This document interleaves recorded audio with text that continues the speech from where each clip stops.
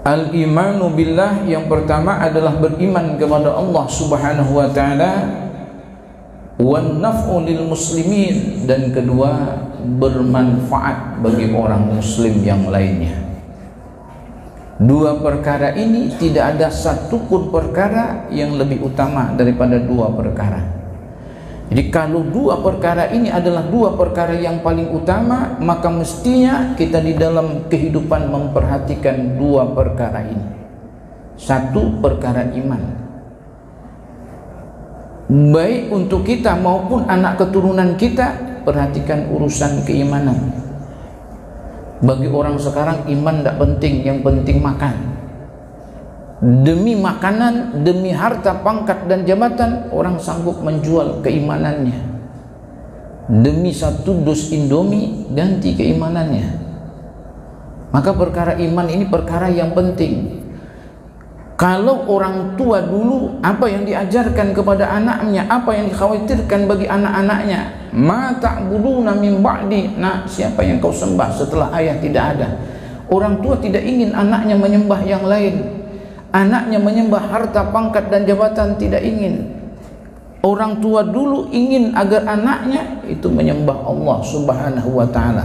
Makanya diajarkan keimanan yang baik kepada anak-anaknya. Nah, orang tua sekarang yang penting dunia. Iman kena aja, akhirat kena aja. Contoh paling gampang, bila ada orang melamar anak pian, satu PNS calon yang melamar nih, satu PNS, satu pengusaha batubara, satu lagi ustadz, imam di langgar musola, kira-kira pian pilih mana? Hah? Nah, ujur kalau sudah itu kalaupun ada pilihan pian, itu dua pilihan, PNS dengan pengusaha batubara. Yang ustadz, sampaikan aja, mohon maaf ustadz, kena kami istikharahkan. Sampai 2 tahun belum keluar hasil istikharahnya. Karena memang kadang mau menerimanya, yang mau diterima paling antara pengusaha batubara dengan PNS, pasti pilihannya jatuh kepada pengusaha batubara. Nah, duitnya banyak. Karena itu pilihan kita. Kita khawatir anak-anak kita ini hidup di dalam kehidupan, tapi kita tidak pernah khawatir kalau anak kita meninggal. Dan sesungguhnya meninggal itu adalah kehidupan yang sesungguhnya, bukan kehidupan ini. Sebab kehidupan ini akan meninggal, sementara orang yang meninggal dia akan hidup untuk selama-lamanya. Cuma kita tidak pernah khawatir dengan anak. Yang penting apa? Ujar orang tua. Aku ada melihat yang pokoknya terserah aja kamu situ. Pukuli malaikat, hantam aja di situ. Amun di dunia ada orang pukuli kamu, aku bela. Tapi amun di akhirat, amun di barzah dipukuli oleh malaikat, aku kada kau membela lagi. Ya jelas kada kau membela pian. Tapi pembelaan kita orang tua kepada anak apa? Ajarkan akidah yang benar kepada anak. Ajarkan agama yang lurus kepada anak. Itulah bentuk kasih sayang orang tua yang sesungguhnya kepada anak, buah hati belahan jantung. Saya sering sampaikan, kalau ada orang tua tidak memperhatikan urusan agama, urusan iman dan agama anak-anaknya, itu orang tua sesungguhnya tidak sayang sama sekali kepada anak-anaknya. Tidak sayang apa Pak Ustadz? Bila sakit pilek aja kami berikan dia obat yang terbaik. Bila batuk sedikit kami bawa dia ke dokter-dokter. Pokoknya kalau dia mengeluh tentang kesehatan, kami bawa dia ke dokter yang terbaik. Siapa bilang kami tidak sayang dengannya? Kami sangat sayang. Jatuh sedikit aja kami perban. Pokoknya jatuh sedikit perban. Luka kah? Ada luka kah? Perban aja pokoknya. Itu bentuk sayang kepada anak? Enggak. Anak sesungguhnya buah hati belahan jantung, dia kadang butuh dunia. Anak setelah meninggal dunia dia tidak butuh dunia. Di dunia dia butuh cuma sekedarnya aja, sekedar bisa hidup dan tegak batang tubuhnya di hadapan Tuhan, bisa ruku dan sujud di hadapan Tuhan, bisa dia melakukan sesuatu yang baik kepada orang lain di dalam kehidupan. Itu sudah selesai bagi seorang anak. Tapi seorang anak, dia ucapkan atau tidak, dia sangat membutuhkan orang tua memberikan bekal agama, bekal akidah yang bagus, agama yang lurus, dan itulah yang akan menyelamatkan di dalam perjalanannya yang sangat panjang. Dunia ini 60 tahun aja, kuburan itu bisa ratusan tahun. Belum lagi nanti hari kiamat untuk selama-lamanya. Untuk apa dia bahagia cuma 60 tahun? 40 tahun, 50 tahun, setelah itu dia harus menderita untuk selama-lamanya. Gak ada rasa kesenangan dan kebahagiaan bagi anak kalau dia harus menderita untuk selama-lamanya. Maka perkara iman ini adalah perkara yang sangat penting di dalam kehidupan. Ajarkan kepada anak keimanan yang bagus. Dan iman ini bisa naik, bisa turun. Bila pian berangkat ke majelis, naik pian iman. Bila pian berangkat maunjun, turun dikit iman. Apalagi azan kada sholat. Pokoknya bila pian melakukan hal yang baik, naik iman. Bila berbuat sesuatu yang buruk, naik iman. Ibu-ibu melayani suami dengan baik, masak dengan baik, mengurus rumah tangga dengan baik, mengurusi anak-anak keturunan dengan baik, naik iman pian. Ngomel dengan suami, turun iman pian. Wujud ini. Pokoknya naik iman itu dengan ketaatan, turun dengan dosa dan maksiat. Kalau ingin menaikkan iman, ya perbanyak untuk beramal soleh, banyak baca Quran, banyak wirid, banyak zikir, banyak tasbih, banyak membantu orang lain, banyak mengajak orang lain kepada yang baik, banyak mencegah orang lain dari perbuatan-perbuatan yang mungkar. Itu mesti secara otomatis iman itu akan naik. Dan kalau kita melakukan sebaliknya, maka iman kita itu pasti akan turun. Iman itu yazdad wa yanqus, naik dan turun. Naik dengan ketaatan, turun dengan dosa dan maksiat. Berbanyaklah kita untuk melakukan hal-hal yang baik. Apalagi anak kita masih kecil, masih halus, itu paling bagus kita meletakkan keimanan yang baik. Cuma orang-orang tua sekarang ini, bila anaknya masih halus supaya duduk manis, kasih handphone. Jujur, pian yang ngasih handphone itu, lanjutkan aja. Hancur anak itu. Jadi anak-anak yang kena handphone begitu, satu, malas baca Quran, yang kedua malas sholat, kena-kena aja sampai lewat waktu. Yang ketiga, malas belajar, pokoknya malas semuaan. Yang keempat, membantah, melawan orang tua.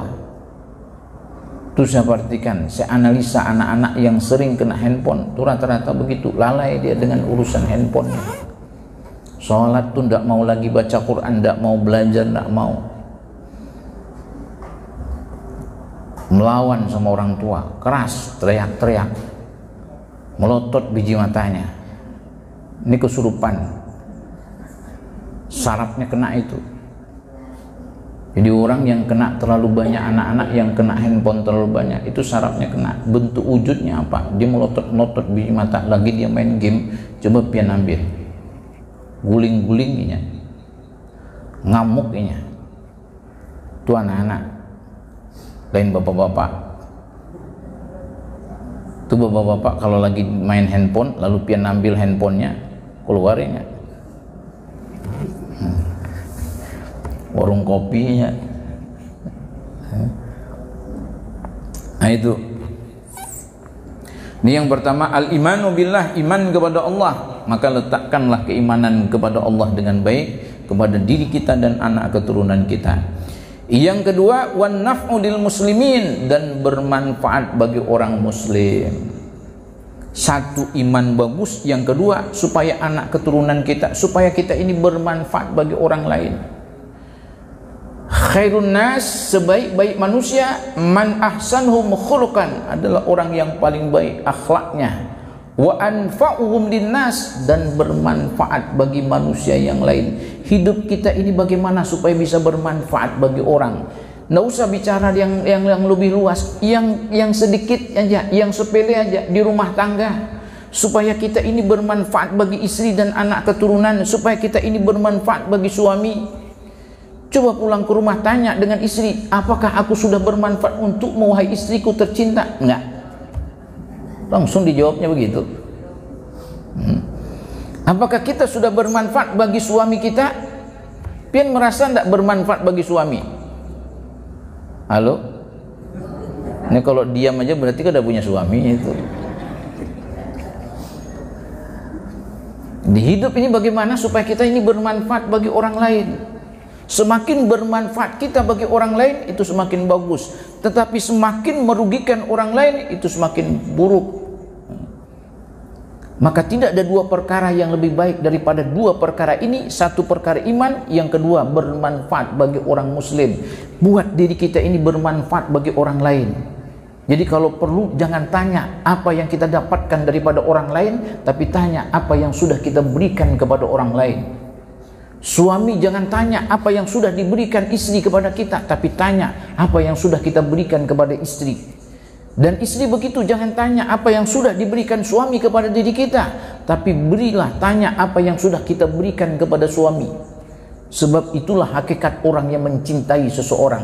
Orang yang mencintai seseorang, dia tidak akan pernah tanya apa yang diberikan oleh orang yang dia cintai, tapi dia selalu bertanya apa yang sudah kuberikan kepada orang yang kucintai.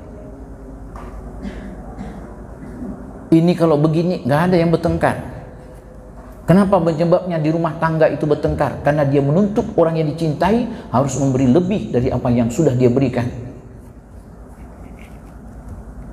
Pulang suami, ngomel suami, apa gawian nikam nih? Kalau ada masaknya sama sekali, lalu melotot biji matanya. Ngomong apa ya?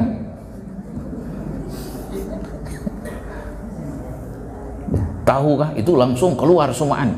Tahukah hari-hari aku menyapu rumah ikam sini, tahulah ikam mencuci bajumu di situ sampai segitiga pemuda segitiga bermuda.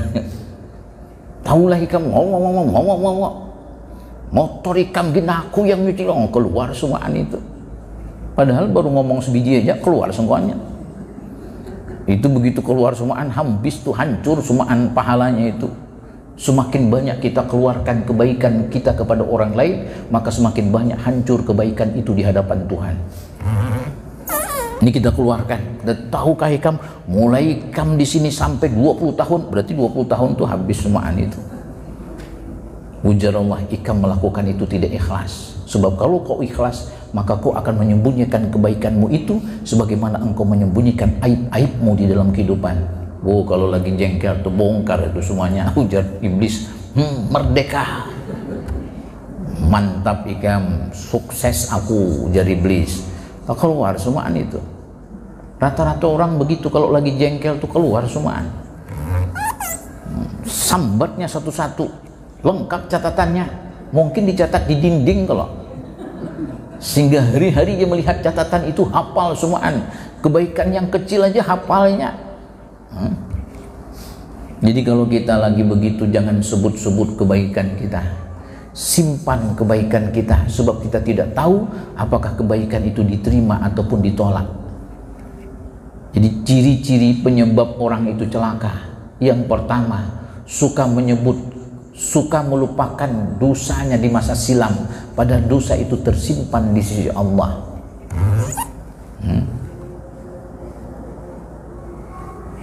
Nisyanud dunubil madiyah wa hiya indallahi mahfudatun.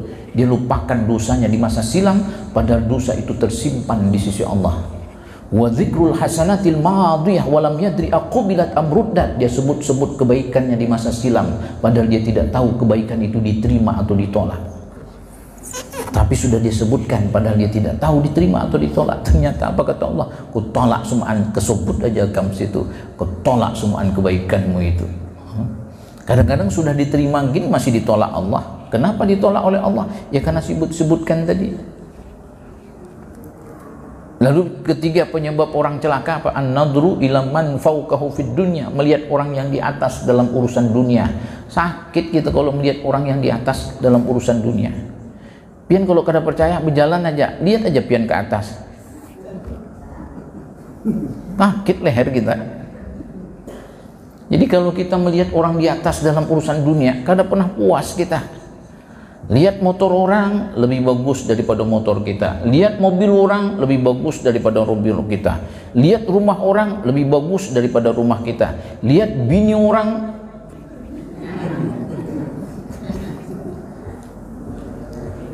lebih bagus daripada bini kita. Padahal bini kita lebih baik dari bini orang. Bujur aja, bini orang itu lebih bagus daripada bini kita. Cuma penyarikan. Belum masuk rumah, abigam, selesai. Rontok rambut kita. Begitu masuk rumah, rontok 5 biji. 3 tahun botak kepala kita.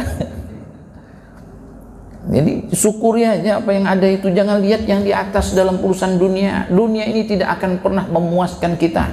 Kalau memang dunia ini menyebabkan seseorang itu bisa senang dan bahagia di dalam hidupnya, maka semua orang kaya adalah orang yang paling bahagia di dalam hidupnya. Tapi tanya bubuhannya. Kadang-kadang bubuhannya pingin bercita-cita nyamannya hidup petani itu. Makan walaupun nasi putih, iwak karing, campur minyak jelantah, kasih kelapa sedikit, kasih garam, kasih sambal, ikan asin tambahannya. Nyamannya hidupnya dia itu. Kadang-kadang seperti itu. Makanya orang-orang kaya itu kadang-kadang ke desa cari dia.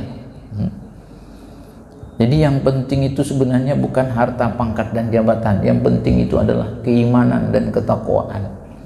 Sebab iman dan takwa ini mendatangkan kebahagiaan. Orang kalau iman bagus, takwa bagus, dalam situasi sesulit apapun dia tetap bahagia. Kenapa? Karena dia sadar semua itu adalah af'al Allah, perbuatan Allah kepada dirinya. Dan Allah berkata, bila Allah mencintai seorang hamba, maka hamba itu banyak diujinya. Dan bila seseorang itu dicintai, dulu ada seorang sahabat, sebelum masuk Islam dia punya kenalan seorang perempuan.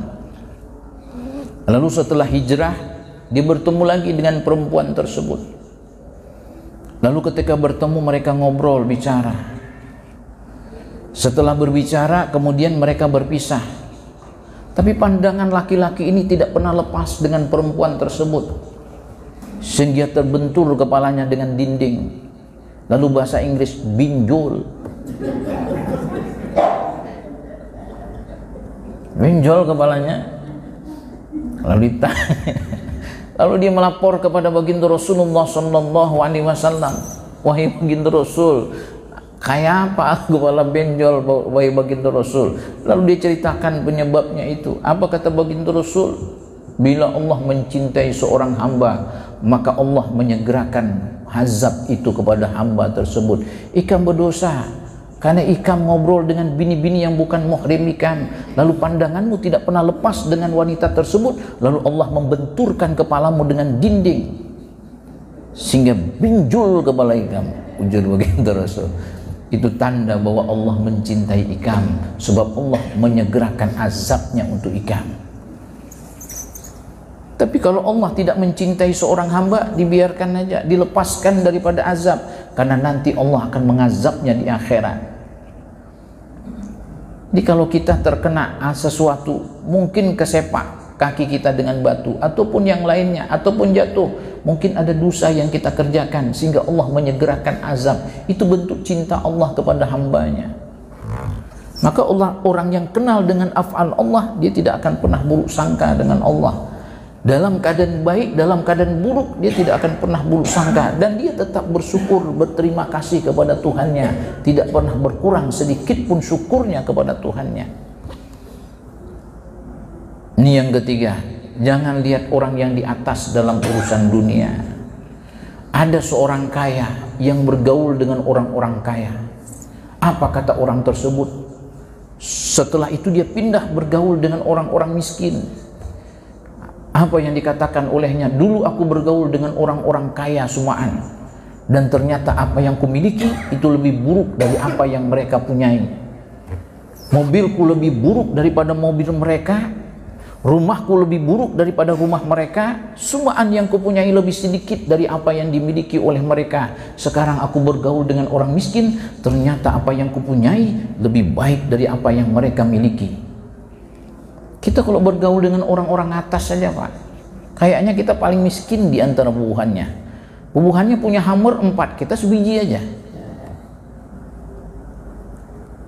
Bubuhannya ada Rubicon lagi, kita popcorn aja. Ya sama, mirip-mirip aja. Dia punya Hummer, kita punya Hummer juga. 3 lagi di rumah. Kita biarkan aja nyetukul itu. Hummer juga itu. Jadi di dalam hidup ini jangan lihat orang yang di atas dalam urusan dunia. Kita tidak pernah puas. Kalau melihat orang di atas dalam urusan dunia, stres terus pian. Pian ibu-ibu kalau melihat orang urusan cincin orang, pian kada pernah ke majelis. Lihat sebelah kanan 3 cincinnya. Lihat sebelah kiri 5 pulang cincinnya. Lihat belakang 7 pulang. Pian kada usah stres, kada usah lihat. Jadi kalau pian hendak menandingi bubuhannya, pian bawa cincin juga, cincin sumur. Kanal itu. Gua nikam nih pakai cincin di tangan aja. Aku pakai cincin di awak, taulah bubuhan nikam. Cincin sumur aku pakai. Pian kada usah lihat orang yang di atas dalam urusan dunia. Kada pernah puas kita. Bawaan kita ini, aku miskin aja. Akhirnya apa? Kita kada pernah bersyukur kepada Allah. Tapi kalau bergaul dengan orang miskin, kayaknya kita ini paling kaya, sehingga kita bersyukur. Maka lihat yang di bawah. Aku ini alhamdulillah, walaupun cincinnya sebiji cuman 0,5 gram. Ada kawalanku di majelis itu kada pernah bercincin sama sekali. Kulihat gelangnya gini, gelang karet aja. Jujur ini. Jangan lihat orang yang di atas dalam urusan dunia. Ini dalam urusan dunia, penyebab orang celaka selalu melihat yang di atas dalam urusan dunia. Yang keempat apa? Wan nadru ila man fawq ila man dunahu fid din, melihat orang yang di bawah dalam urusan agama. Kalau agama ini jangan lihat yang di bawah. Aku nih Pak Ustaz, jelek-jelek aku begini masih bagus. Kenapa masih bagus? Aku salat 1 hari 3 kali aja. Ini aku lihat 2 kali aja Pak Ustaz. Kalau kita melihat yang di bawah dalam urusan agama, kapan kita baiknya? Pian jangan lihat orang yang sholat 2 kali, lihat orang yang sholat 5 kali 1 hari 1 malam, tahajudnya kada pernah lepas, duhanya kada pernah lepas. Itu yang kita lihat. Abah guru sekumpul itu punya murid, itu 1 hari 1 malam sholat 500 rakaat, mulai habis isya sampai subuh kada selesai. Pingin kita jadi wali? Mana bisa jadi wali? Walah benar itu.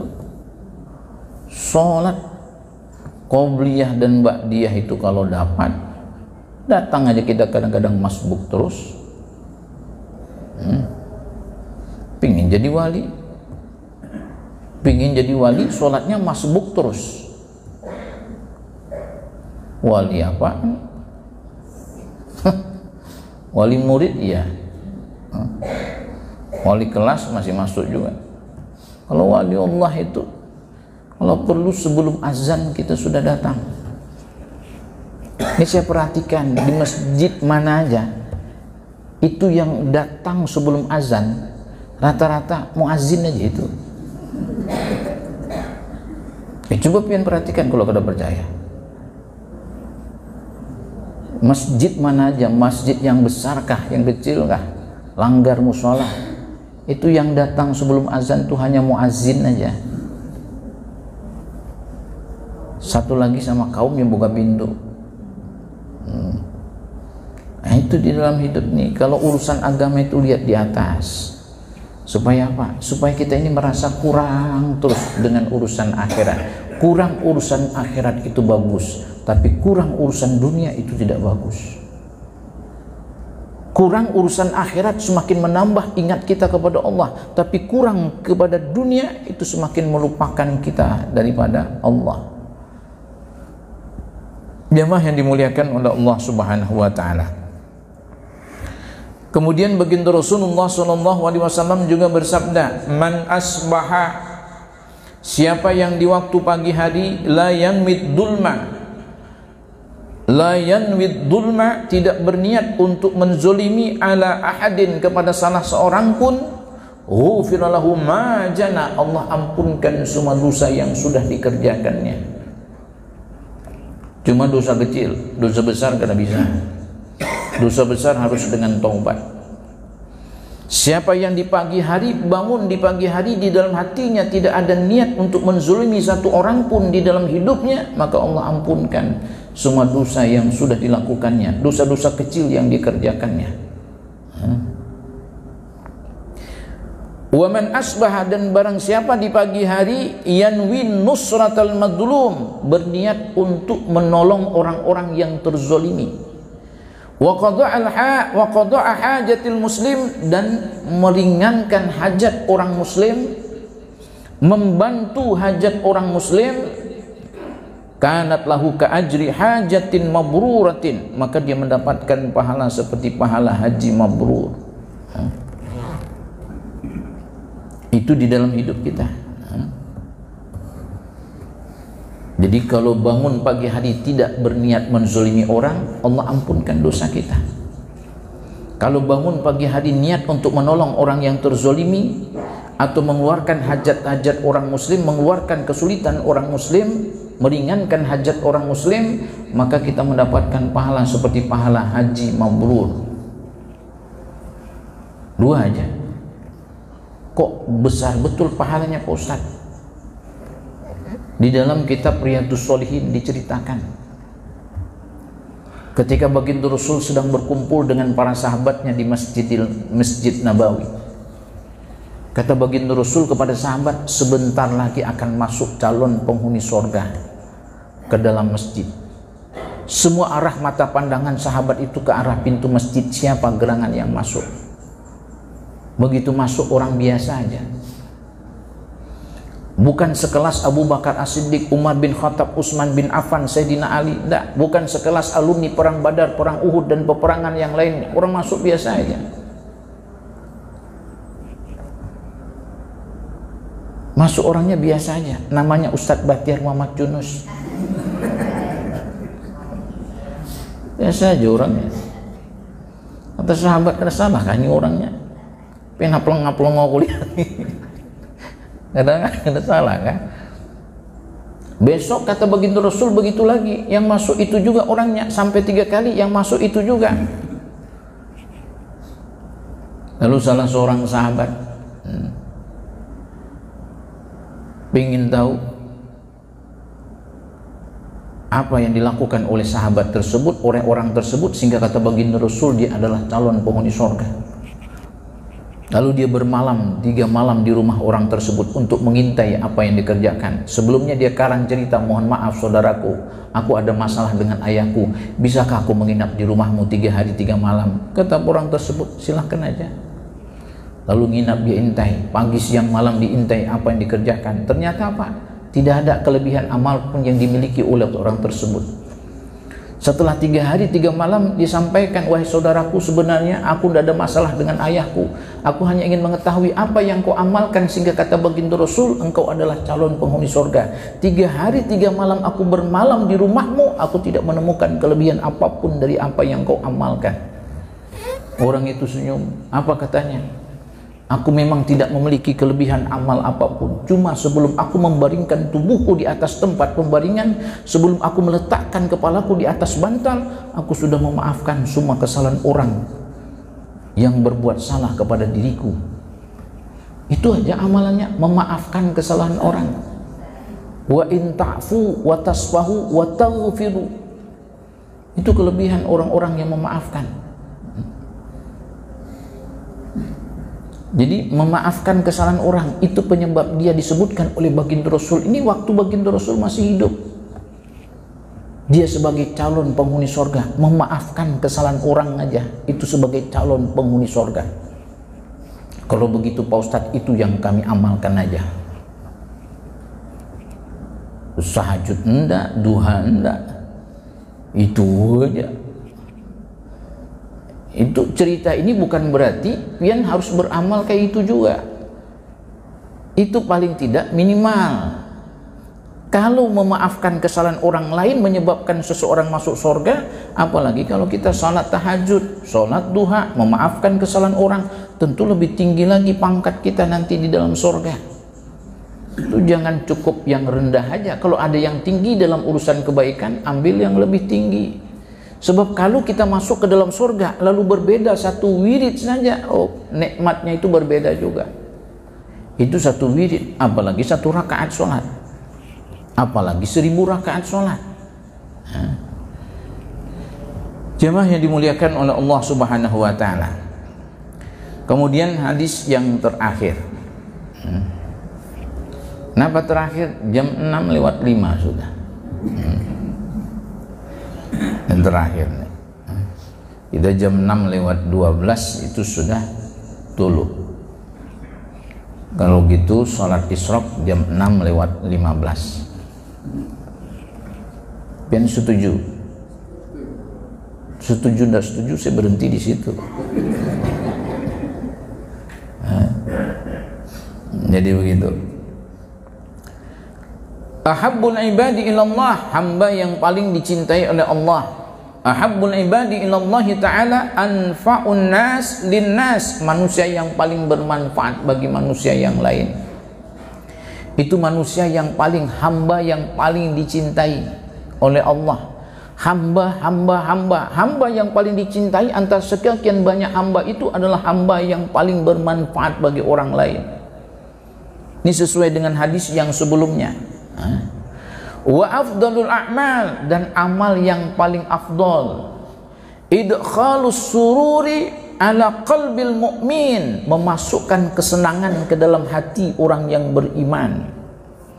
Itu amalan yang paling disukai oleh Allah, memasukkan kesenangan ke dalam hati orang yang beriman, buat orang beriman itu senang. Ala qalbil mu'minin yatrudu anhu ju'an, bisa dengan menghilangkan kelaparannya.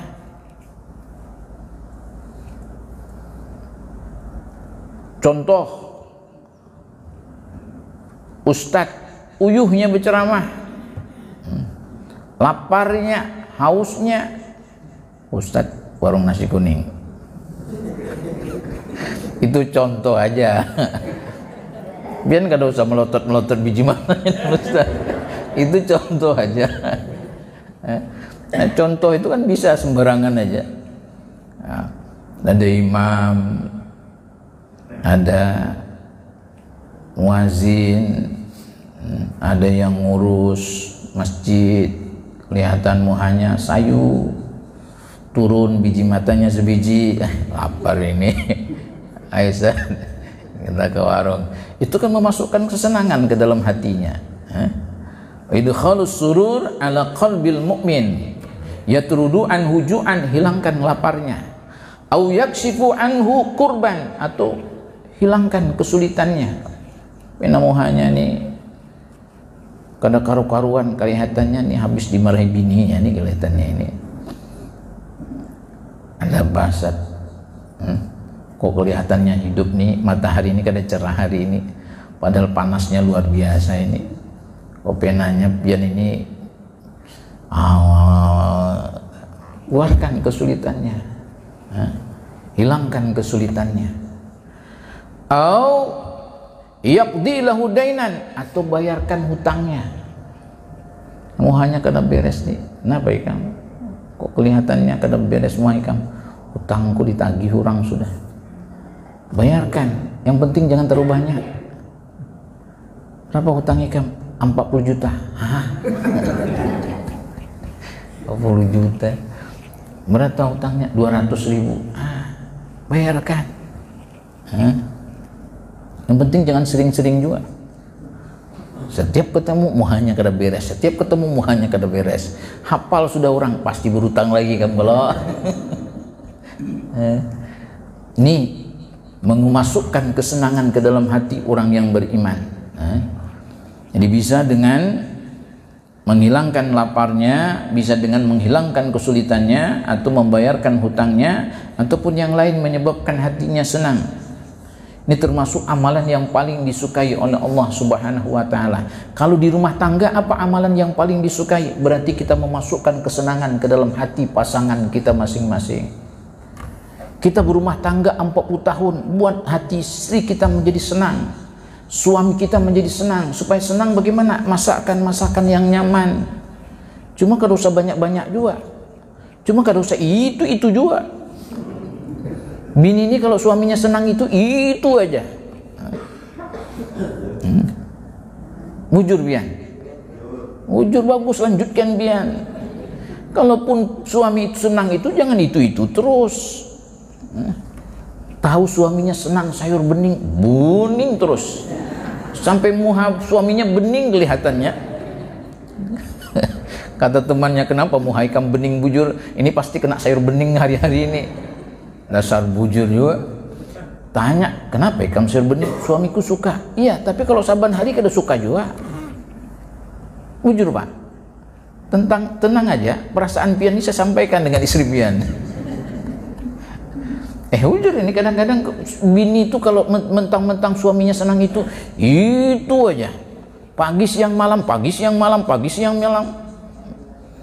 Enggak juga, mentang-mentang senang itu jangan juga saban hari, sekali-sekali. Bujur aja Pak Ustadz, kami memang sekali-sekali juga, kada juga saban hari, sekali-sekali aja Pak Ustadz.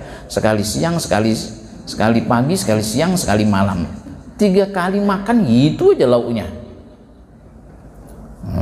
Senang suaminya tewel, wah itu paling nyaman bini kayak itu. Tewel itu 3 hari 3 malam dipanaskan masih awet aja.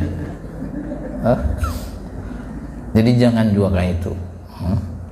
Jadi memasukkan kesenangan ke dalam hati orang yang beriman bisa dengan 3 macam tadi. Kemudian la syai'a khoslatani, ada 2 perkara, la syai'a akhbath, tidak ada yang lebih buruk minhuma, daripada 2 perkara ini. Asyirku billah, yang pertama syirik kepada Allah, yang kedua waddarru bil muslimin, menimbulkan mudarat bagi orang muslim. 2 perkara ini paling buruk. 1 perkara syirik kepada Allah, dan yang kedua perkara menimbulkan mudarat bagi orang muslim. Sampai-sampai di dalam Al-Quran itu inti daripada Al-Quran 2 hal aja. Jadi inti daripada Al-Quran itu mengacu kepada 2 perkara. 1 perkara membaguskan hubungan kepada Allah atau mengagungkan Allah Subhanahu wa Ta'ala, dan yang kedua perkara kasih sayang kepada orang lain. Coba perhatikan, aqimus salata, dirikan salat, wa atuz zakah, itu mengagungkan Allah. Aqimus salah wa atuz zakah, itu kasih sayang kepada orang lain. Kemudian ayat yang lain, uskurli wali walidaika, bersyukurlah kepadaku dan kepada kedua orang tuamu. Bersyukur kepada Allah itu mengagungkan Allah. Wali walidaika, dan kepada kedua orang tuamu, itu adalah untuk kasih sayang kepada yang lain. Di dalam Al-Quran itu rata-rata mengagungkan Allah, kasih sayang kepada orang lain. Maka tidak salah kalau disebutkan tidak ada yang lebih buruk daripada 2 perkara. 1 syirik kepada Allah, menduakan Allah, dan yang kedua adalah menimbulkan mudarat bagi orang muslim. Sampai-sampai kata baginda Rasul, kalian jangan duduk-duduk di pinggir jalan. Kata sahabat, ya Rasulullah, kami cuma duduk-duduk aja, tidak ada yang kami lakukan yang buruk. Kata baginda Rasul, kalaupun kalian tidak bisa meninggalkan perbuatan itu, maka jaga hak orang-orang yang berjalan lalu lalang di jalanan tersebut. Apa haknya? Jaga pandangan dan tidak menimbulkan mudarat bagi orang yang lalu lalang tersebut. Dan kalau mereka mengucapkan salam, balaslah salam itu. Ajak orang kepada yang baik dan cegah orang daripada perbuatan-perbuatan mungkar. Kata baginda Rasul, kalau kalian tidak bisa meninggalkan duduk-duduk di pinggir jalan, paling tidak 5 hak orang berjalan ini tunaikan. Satu, jaga pandangan kalian. Yang kedua, tidak menimbulkan mudarat bagi orang yang lalu lalang. Yang ketiga, kalau mereka mengucapkan salam, balas salamnya. Yang keempat, ajak kepada yang baik. Dan yang kelima, cegah daripada yang buruk. Itu hak orang yang berjalan. Dan silahkan, kata baginda Rasul, kalau kalian tidak bisa meninggalkan duduk-duduk di pinggir jalan, maka itulah yang harus kalian perhatikan. Jamaah yang dimuliakan oleh Allah, karena berkata baginda Rasul, itulah yang harus kalian perhatikan, maka kita pun harus memperhatikan jamnya. Sudah pas jamnya itu, jam 6:15. Maka oleh karena itu kita cukupkan ceramah kita pada subuh kali ini. Mudah-mudahan ada manfaatnya. Mudah-mudahan dua perkara yang disebutkan tadi, perkara iman dan perkara bermanfaat bagi orang muslim, ini perkara yang harus, perkara yang mulia, perkara yang utama, perkara yang harus lebih kita perhatikan dan dahulukan adalah iman kita kepada Allah. Dan yang kedua, agar hidup kita ini bermanfaat bagi orang lain. Dan dua perkara paling buruk, yaitu syirik kepada Allah dan menimbulkan mudarat bagi orang lain. Kalau bermanfaat jalan, kalau menimbulkan mudarat bagi orang, jangan jalan pian. Mudah-mudahan kita ini hidupnya berkah dunia dan akhirat, diampunkan semua dosa dan kesalahan kita. Mudah-mudahan semua hajat-hajat kita yang baik dikabulkan oleh Allah dunia dan akhirat. Al-Fatihah.